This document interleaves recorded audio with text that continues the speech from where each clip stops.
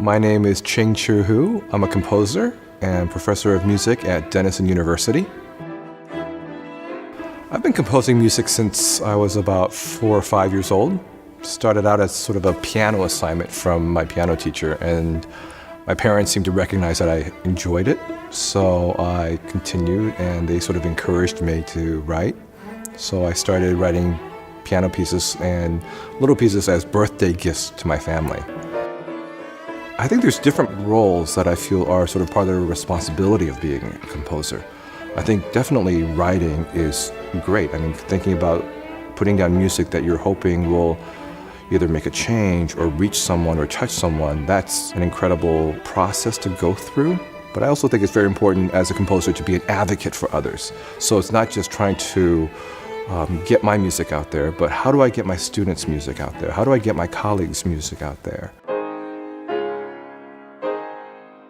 I'm thrilled to have my work, Spheres of Influence, be performed as part of the Composers Now series. So for this work, for me, it was a sextet, string sextet. Had never written a sextet, but I was very much willing to sort of explore this idea of balance. I love the string quartet, which consists of 2 violins, a viola, and a cello, most typically. And I thought, what happens if we have a sextet where there's sort of equal players on the team, if you will. So 2 violins, 2 violas, and 2 cellos. Spheres of Influence, then, is a work that I started thinking about in terms of how we as individuals are influenced by others.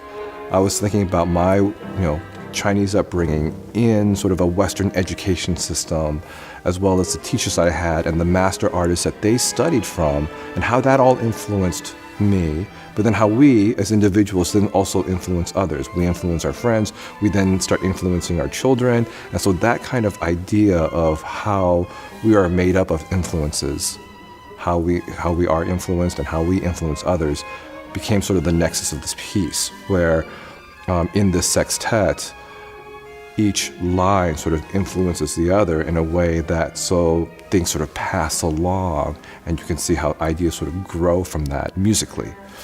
The version that's being performed in New York is a string orchestra version, so then I've added a bass to it, and now it will be sort of a larger sort of sphere, if you will, where the things are being passed around among more instruments.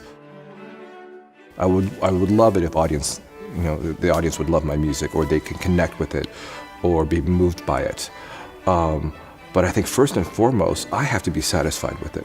At the end of the day, I think it's sort of both. I would want something that works well for me, that represents my ideas, but then yet also moves an audience in a way that connects with their emotions or their life experiences, or makes them sort of think about life and art in a different way.